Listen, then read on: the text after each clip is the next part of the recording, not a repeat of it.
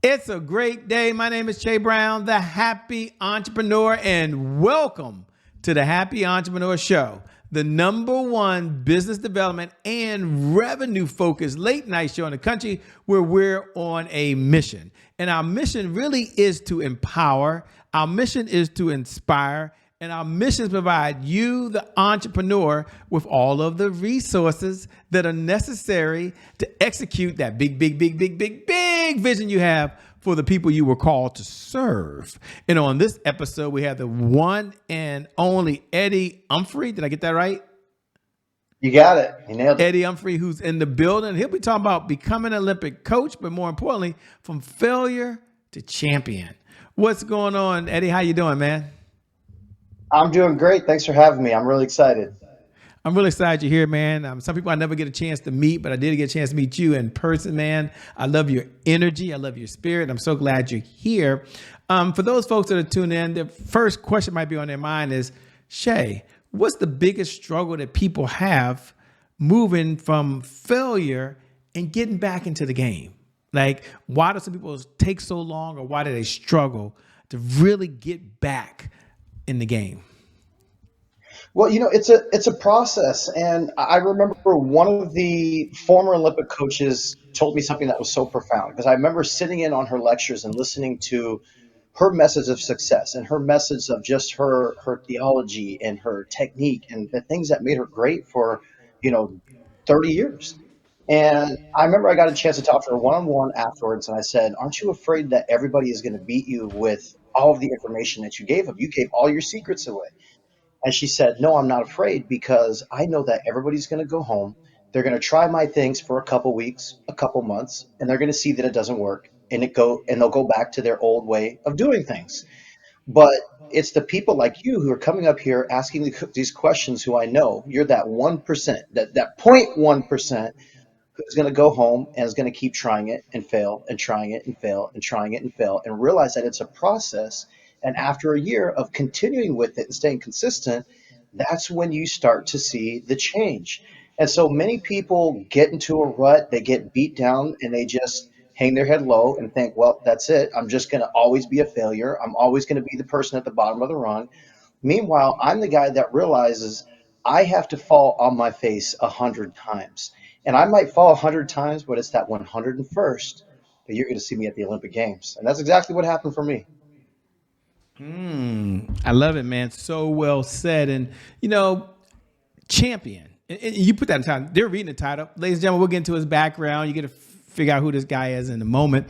But he talked about from failure to champion. Champion means different things to different people these days. Take a moment, and when you throw out the word champion, number one, what is your definition of a champion? And number two, what does that look like? Well, my definition of a champion, it's a 24/7 thing. It's not just a champion as a coach. It's not just being, a champion of that guy who puts their cart away at the store. It's living it in the secret place. It's living it and doing the things when people aren't watching.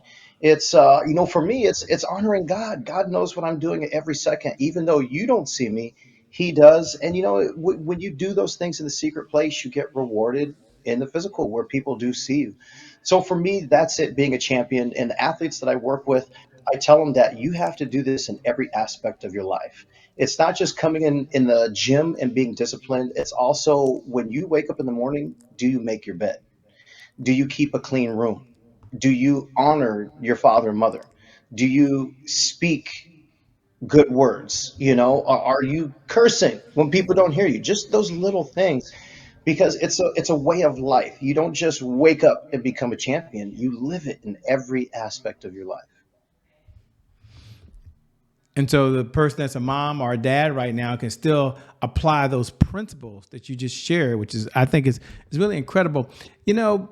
They want to know, before we get into what are the 5 steps it takes to be a champion, and you might have 2 or 3 things they can do. Don't you wonder, who is this guy talking? Shay, what's his backstory? He became an Olympic coach, but what's the backstory? And I love the backstory. You might want to lean in because it's a pretty incredible journey. But take a moment, if you will. The question. Number one, who are you? So they have an idea, because they didn't read your bio. They haven't Googled you. Some people have. And number two, what was that defining moment that led you to doing what you're doing now? Well, it's actually, there's tons of defining moments, but it's actually one of the moments that I've never even told you before. Is my backstory is I'm an Olympic coach, the first coach to coach for the Cayman Islands, to go to the Olympics, to send an athlete, the first gymnast to the Cayman Islands. And that was a journey in itself. But actually, where it started was watching my brother back in 1996, and even rewinding back to 1992. He was one of the best gymnasts in the country. In fact, one of the best gymnasts in the world. And in 1992, actually in 1991, he had shattered his foot 7 months before the Olympic trials. And he was one of the guys who was a shoe-in for the team, right? Doctors told him that he wouldn't walk, nonetheless try to compete. And there he was 7 months later at the 92 Olympic trials. And he showed up and he had what people would say is the meat of his life. But you know what? He fell 8/100ths of a tenth short. 8/100ths of a tenth. Something you work for your entire life. And that's a pinky toe being out of line. And that kept him off an Olympic team. And he could have given up. He could have said, you know what, I got close and this is great. But he said 4 more years, 4 more years. And so fast forward to the 1996 Olympic trials. Here he is back from this journey with a chance to make another Olympic team. And what happens in warmups? He breaks his finger. He actually breaks his finger in the warmups for the 96 Olympic trials. And for a moment, all those doubts came back. All those doubts of, I'm not supposed to be here. I'm not supposed to be an Olympian. Maybe it's just not my time.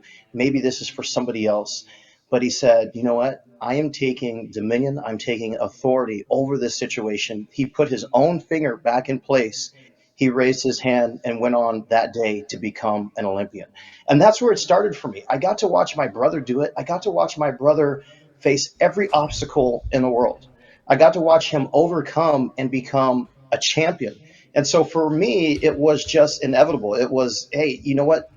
I want to do what Big Brother does. So if Big Brothers want to be a doctor, my brothers Cheney and Greg, then I want to be a doctor. If they want to go to the Olympics, then I want to go to the Olympics. So I got to watch these journeys firsthand and live it and see the adversity and ultimately the triumph over adversity. Wow. From that, and thanks for sharing. I feel like we're behind the scenes, ladies and gentlemen. He shared a little bit of the backstory, which is kind of cool. Take a moment if you can, and there are folks that are watching right now, and they might be wondering, what are 1, 2, 3, maybe 4 characteristics of a champion? Just so you have some context, a number of our audience are watching, they're dualpreneurs. They're working a full-time job and they're full-time entrepreneurs. Some of them are husbands, some are wives, some are parents. They take care of their kids. Others are caregivers. Some are involved in their community or maybe their spiritual or faith walk. Some are all of the above. They're like, man, I got a lot going on. So 2 questions for this guy, Shay. 2-part question. Number 1, how does he deal with prioritizing with so many responsibilities? That's the first question. Like, how does he deal with that so he doesn't get overwhelmed? I think that's a fair question. So if you can answer that, I appreciate that. Yeah, that's a tough one because I always feel like the plate is full. I always feel like there's just not enough time in the day to get sleep. But sometimes you just have to sacrifice some things. I trust me. I love football. I love Monday night football. I love Thursday night football. I love red zone all day Sunday football. But sometimes I have to sacrifice my time just to make my plan for the week because I want to go in and I want to build champions. So I got to sit down. I got to be disciplined and write out what I want for each and every athlete. Because at the end of the day, that's the main thing on my mind. That's the biggest thing on my heart, more than football. As much as I love football, I want to see their success because when they come back in 20 years and tell you how much you influenced them, then it makes all those times that you gave up the things that you loved, the time to, watching my Atlanta Falcons play and in it, but giving that time. So, you have to be willing to sacrifice some things. And again, I look at my own father. My own father, when I was younger, we obviously we needed money to eat. And so dad was a school teacher by day. And then he would drop me off at the gym straight from school. And my dad would go to the hospital and he'd clean the hospital till 1 o'clock in the morning. And my dad did this day in, day out for my entire life, all the way through till I was in college. So I saw my dad never sleep. I could not tell you until I came home from college. That was the first time I ever saw my father sleep. And that's not a lie, that's not an exaggeration, because he worked, he prioritized, and he knew that there were sacrifices. And I thank God every day for a man like him who always had the light bill paid, always had food on the table, always supported my three sisters, my two brothers, and I. And he did what was necessary in a godly, honoring way to serve his family. So you got to prioritize and make the sacrifice of the small things. Sometimes the big things, you got to sacrifice those too. Man, way to honor your parents, man. Thanks, and your pops. Thanks for sharing. So if you had to step back and give, I don't know, three characteristics, maybe there's four you want to share. I'm not sure, or five, but if you said, Shay, here are some of the characteristics of a champion. And I know it's a loaded question because there's so many out there. But you had to grab a few and say, you know what, if you're out there right now and you're an entrepreneur, this will help you. If you're out there right now and you're a professional, this will help you. And even if you can't relate to sports, guess what? These are things that make up a true champion. If you had to summarize and give us, three, maybe three or four, what would they be and why? Well, number one would definitely be love. You got to love what you do. You got to love why you do it, because inevitably you're going to face adversity. You're going to face hard times. And if you don't love it, you're just going to walk away from it. You could try to do it for the money, and it just doesn't work. What I do every single day, I don't make a lot of money. I don't do it for the money. And if I was in it for the money, I could tell you I'd be out a long time ago. So first, you got to have that love, and then secondly, you got to have faith. And you probably ask, what is faith? People are wondering, what exactly is faith? Well, faith is being sure of what you hope for and certain of what you do not see. Meaning that I know that there's a goal. I know that there is something tangible that I want. I don't know how I'm going to get there, but I'm going to believe in getting there. I'm going to hope in getting there. And I'm going to put my mind, my body, my soul, and spirit towards that and getting there. Because those are also the things that are going to keep you when the times get rough, when the times get troubled. It's going to keep you going and realizing that, hey, it's just a mountain, and I'm climbing this mountain. I'm going to slip sometimes. Sometimes the rocks are going to come falling on me. I might even slip and fall and slide back down a little bit, but I'm going to dig my heels in and I'm going to keep climbing this mountain to get to the top. And then, you just have to have that fortitude. You just have to have the fortitude and understanding that in anything that we do, life, relationships, jobs, there's always adversity, there's always setbacks, there's always hard times. I mean, you just can't go through anything without doing it. Even in athletics, you speak to any Olympian. I don't know anybody who just walked to the top without any adversity. But understanding that it's a process, understanding that it's just a normal part of life. I mean, we could even break down Bible scripture, and Jesus even said himself, in this world you'll have trouble. So just realizing that it doesn't always have to go smooth, but ultimately that's what builds you. That's what builds you into the person you are, is come overcoming the difficulties, overcoming the setbacks. So yeah, I would definitely say those are my top three in just becoming a champion. I love it, man. And I'm just curious. This is a Shay question, but I'm curious. Are the affirmations? I mean, first, do you believe in affirmations? Because maybe you do. I don't know. And if so, what are one or two mantras that maybe you tell yourself, or you tell your coaches, or you tell your students, or the athletes that you're coaching, that they can have inside their head? I can still hear my basketball coach saying, breathe, relax, take your time. I mean, I'm just curious. But are there affirmations or anything that you share with them? The power of life and death is in the power of the tongue. The power Wow. of life and death is in the power of the tongue. So that's why if I feel my body not at 100%, and notice I'm using my words carefully, is I never say I'm sick. I never say I'm not feeling well, because now I've received it, I've accepted it, and now I am that. I become that. So, for example, my athletes, when they're going to take a turn, when they're going up and we're trying a new skill for the first time, and they might say, "Oh, this is going to be bad," then I say, "Okay, let's step down. We're going to try this again." Because if you're telling me this is going to be bad, I already know the result. We've already given into the unsuccess. We're going to speak life into this. So I'm big about using your words because, listen, I know the implications, the spiritual implications of speaking things into existence.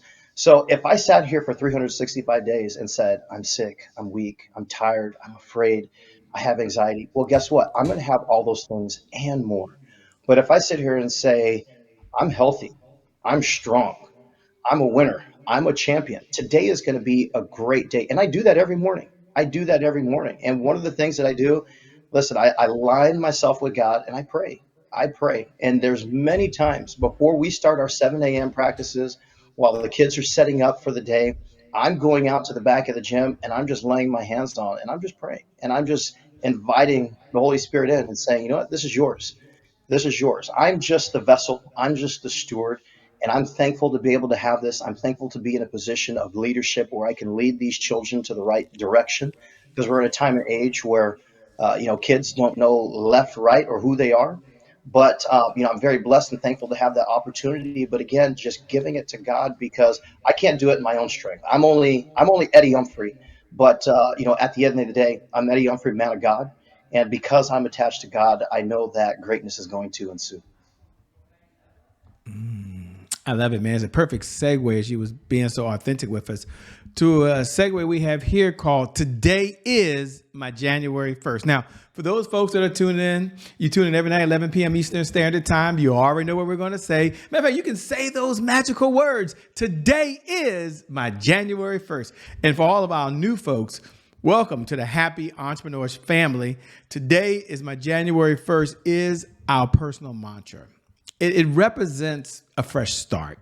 It represents a do-over. It means our past, no matter how dark and gloomy that past is or how bright and sunny that past is, the past no longer equals the future.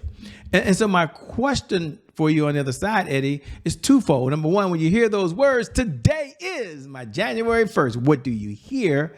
And number two, where was another time or moment there was a setback or challenge in your life, and how did you bounce back from it? I absolutely love this question. This is one of my favorite questions that I've ever got because my January 1st is every Monday morning. And most people say they hate Mondays, but I love Mondays because it's a reset. Now, what do we do on January 1st? We're celebrating the new year, out with the old, in with the new, right? We're making our New Year's declarations, those kind of things where I look at it as I get to do that every Monday. So all the mistakes that I made in the past 6 days, 7 days, now I get to change that. I get to renew that. And I get 52 opportunities an entire year to get it right. So I love it. I love that. And as recent as yesterday, we had a rough practice, admittedly. I lined the kids up at the end and I said, girls, we got to do better. We have to be more efficient. We have to get more done. We just flat out have to be better. But at the end of the day, I'm in charge. And so the buck stops at me. So at the end of the day, if they fail on anything, as much accountability as they have, I have an even greater accountability and responsibility as a dispenser of good things like truth and hard work and efficiency. So it comes down to me. So I just went home last night and I just started writing up a new plan, just a complete new written plan, wrote everything out. And I walked into practice today and I laid it all out, 8 pages, 8 pages for the athletes and showed it to them. And I said, this is what's got to get done. This is what we have to do. This is how we're going to do it. This is the time that we're going to get it done. And we got to do it. And if we don't get it done, then we're going to add more time. We're going to have to start coming in here more. We're going to have to start adding an extra day, which, we like our days off. I love being in the gym, but I'll tell you what, I love being out of the gym and being able to relax. And I tell them that I'm honest with my athletes. I say, hey, I love being with you guys, but when it's time to chill, let's chill. I want my time. So let's get it done. Let's get this plan taken care of, knock it out from A to Z, and we'll be good. We won't have the extra time. And I loved it because I gave them a challenge and they answered the call. And we had a fantastic practice today. I love it, man. I love it. One of the questions I love to ask when we have time is, what's one of the best pieces of advice you've ever been given? And I frame it for the audience so they're clear. I'm not asking you to come off the mountain with the tablets or anything, but you've had a lot of mentors along this journey, I'm sure. You read countless books. I'm not sure if you can remember how many books you've read. Video hours now. You can't even keep track of how many videos you watched in online trainings. So if you had to reach out and say, "Well, Jay, here's one of the best pieces of advice I've ever been given, and here's why." What is the advice, and why is it so near and dear to you, man? I'm going to give you two answers for that. Number one was when I was a freshman at the University of Michigan, and Newt Loken, who we call the godfather of gymnastics, the godfather of the University of Michigan, rest in peace. One of the things that he said to me, and he was always the guy who came in the gym and he'd sit in the corner and just watch us all train. And he has created, Olympic gold medalists, NCAA champions, big champions at the University of Michigan and Minnesota. So he's a true legend in our sport. And just to be able to talk with him is an honor. And I just remember him calling me over in the middle of practice, and I had just finished a routine. And he said, "Eddie," he said, "you remind me of me." And he said, "I'm going to give you one piece of advice that's going to get you through everything." And he said, "Just smile. Just smile."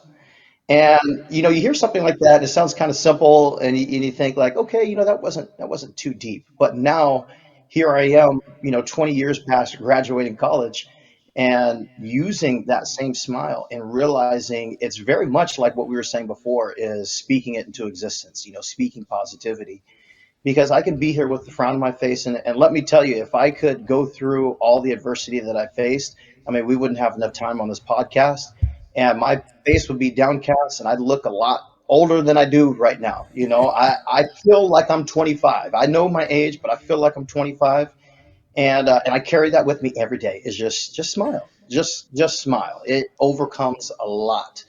And the second thing is, my mother actually told me something that was extremely profound. And this might sound a little crazy, a little out there, but I'm going to tell it anyways.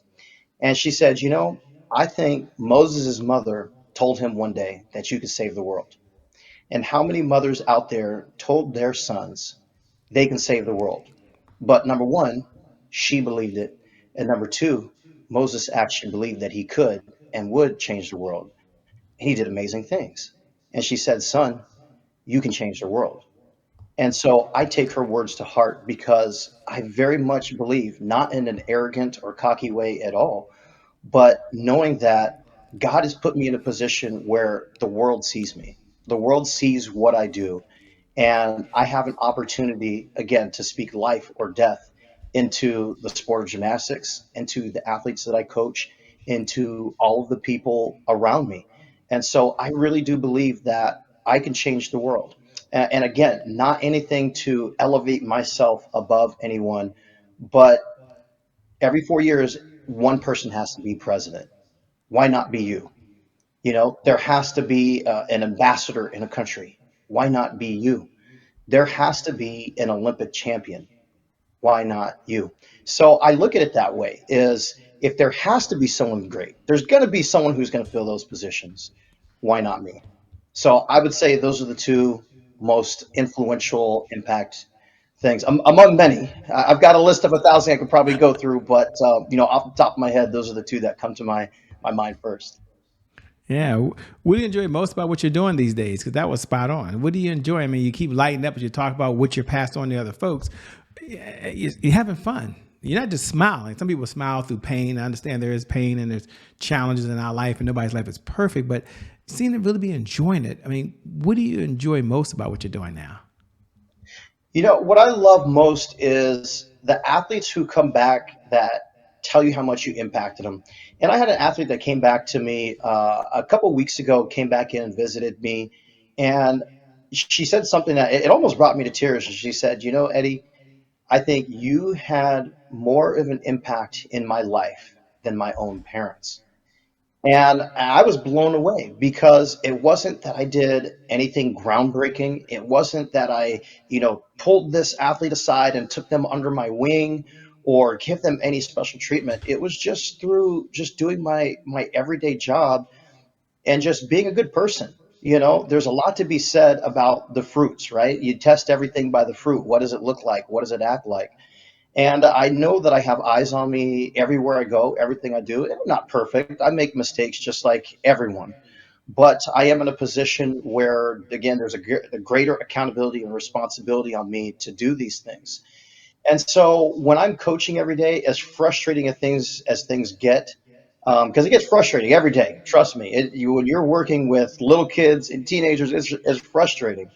But when you're able to get those moments when they come back and they tell you just how much you impacted, whether that kid was an Olympic athlete, whether that kid did college gymnastics, or whether that kid just decided today's my last day in the sport, when you know that you have that impact, I mean, it's priceless. It's priceless. So those are the things that keep me going. I love it, man. What do you do for fun? We're not out saving the world. We're not working with these gymnasts. We're not sitting there just watching football all day long. Shout out to the Commanders, by the way. We're doing well as of this recording. We haven't made us say that in about 15 years. So it's a little exciting here in Washington, D.C. But what do you do for fun these days, man? I'm kind of sporadic and random in things where I'll get things that I want to focus on for a time, and I'll just go all in and just have a little fun. So, I've dabbled a little bit in piano, I've dabbled a little bit in guitar. Not enough that I can, jam out. If somebody said, "Hey, here's an instrument." For a while, I was trying to keep a streak on Duolingo of Italian. Oh, yes. Maybe I might cross a young Italian lady out there one day and smooze her over. So yeah, I'm planning on making a trip back to Italy, hopefully sometime soon, to just to be able to feel like one of the locals. So those are kind of some of the things I like to do, and who knows what next week's going to bring? It'll probably be something totally different. Yeah, how cool is that? My wife is doing Duolingo. I think she's at day 700 and something. It's like an obsession, And when we go back, she's really good at it, speaking Spanish. And I said, man, when she first started, I said, oh yeah, I'll catch up to you. There is no catching. I haven't started yet, so I don't know how I'm going to catch her. But anyway, man, as we come down the home stretch, two-part question: what type of clients are you looking to work with these days, if any? And number two, how can folks best connect with you if they want to stay in this conversation over and beyond the time that you and I have this evening? Yes, yeah. If you want to connect with me, you can find me on Instagram, Eddie Umphrey, EDDIEUMPHREY, no H in the beginning of you. I always tell everybody that. But you can connect with me there. You can message me directly, and I respond through there. I respond to everyone. Might take me a little time, but I do respond to everyone. And excuse me, what was the other question that you asked? Were you looking to work with any additional clients these days? Yeah, so yeah, I'm always in the gym coaching, and it's great because through our publicity that we've been getting around the world, that I'll get athletes who come in around the world. I had an athlete from Mexico come in and train this summer. I had an athlete from France that came and trained with us, which was incredible because, like I said, I like to pick up things. I didn't know a lick of French, so I actually crammed. I crammed for 2 nights straight, and I learned just how to coach in gymnastics. So I couldn't hold a conversation with you and greet you or anything. But when it comes to coaching in gymnastics, I actually was able to fully coach in French in gymnastics. And right now, I'm actually trying to really get out into the world of public speaking. This is something that has become a passion of mine. I love doing it. It kind of comes natural to me.